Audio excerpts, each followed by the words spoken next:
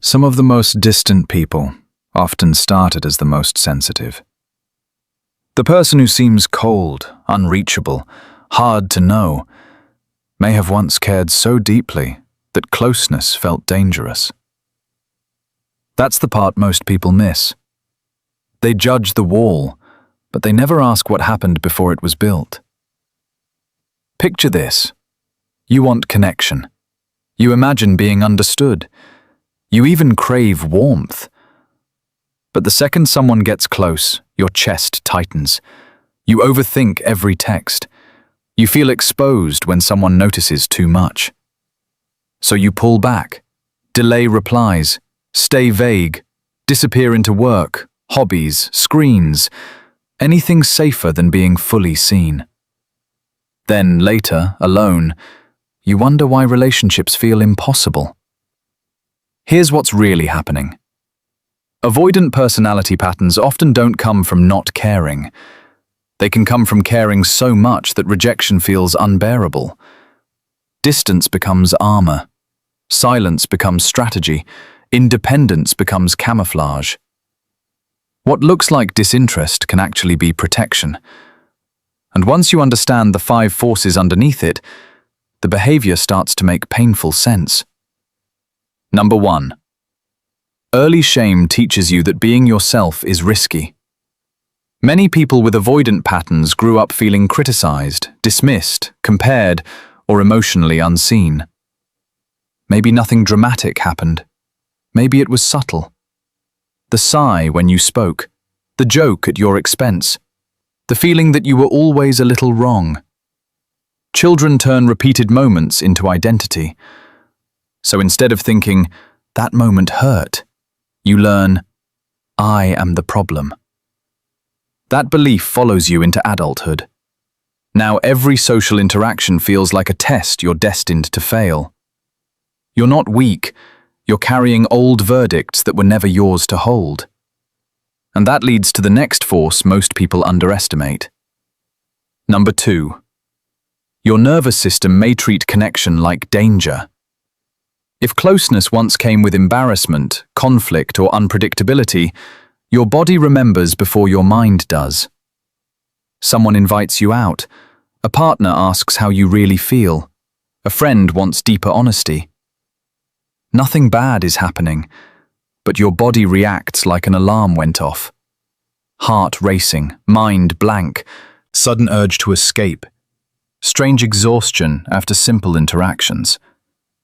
This is why avoidant behavior can feel confusing even to you. You may want connection mentally while resisting it physically. You're not antisocial. You're overloaded.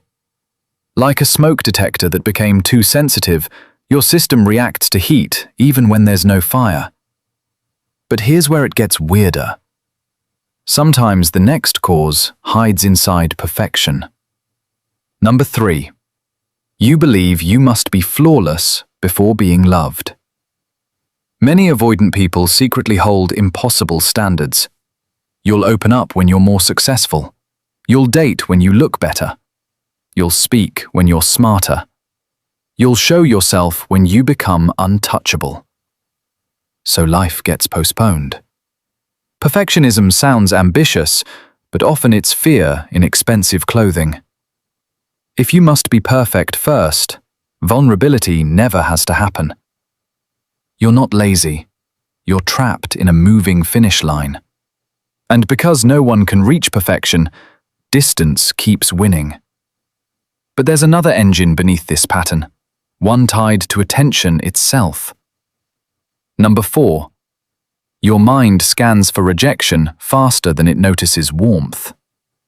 Someone compliments you, but you replay the one awkward pause.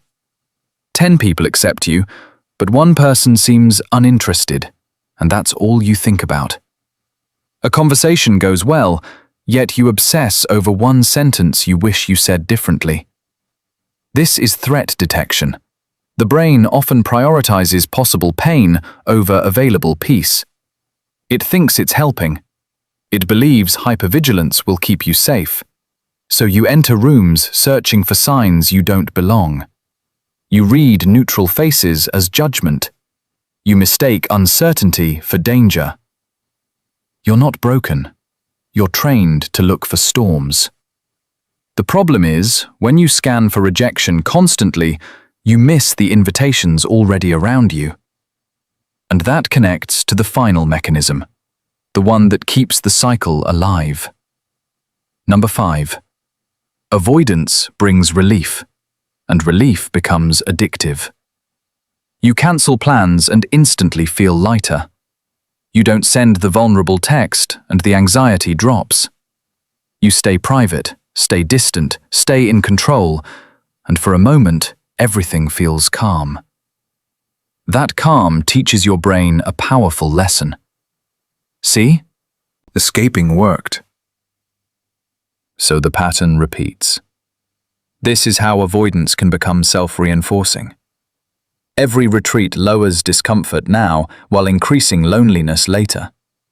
Every short-term rescue becomes long-term prison. You're not incapable of love. You're loyal to strategies that once reduced pain.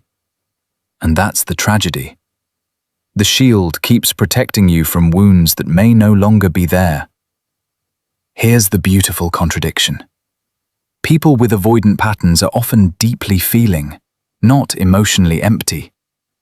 They may notice everything. They may care intensely. They may love with startling sincerity once safety is real. What looks detached can hide tenderness. What looks cold can hide overwhelm. What looks independent can hide a quiet wish to be chosen without having to beg for it.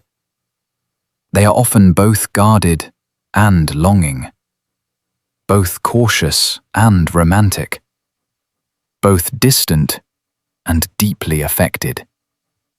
The wall was never proof of emptiness. Sometimes it was proof of how much was inside. But compassion also requires honesty. Avoidance can become self-sabotage when protection turns into identity. When "I need space" becomes permanent exile.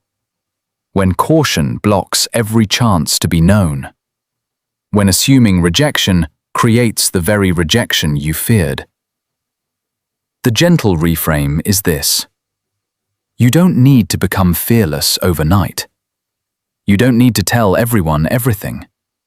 You don't need to transform into someone loud, effortless, endlessly social. Often growth looks smaller than that. Staying 5 minutes longer in discomfort. Replying honestly once. Letting someone misunderstand you without disappearing. Risking being seen in manageable doses. Because safety is not the same as hiding, and privacy is not the same as isolation. One protects peace. The other slowly starves it. So if this pattern sounds like you, remember this. You were not born distant. You learned distance for reasons that once made sense. And anything learned can be updated. The same mind that built walls can build doors. The same heart that went quiet can speak again. The same person who mastered survival can still learn connection. Team withdraw and disappear, or team stay and risk being known. And if this hit close to home, the next thing to understand is why some people crave love deeply, then push it away the second it arrives.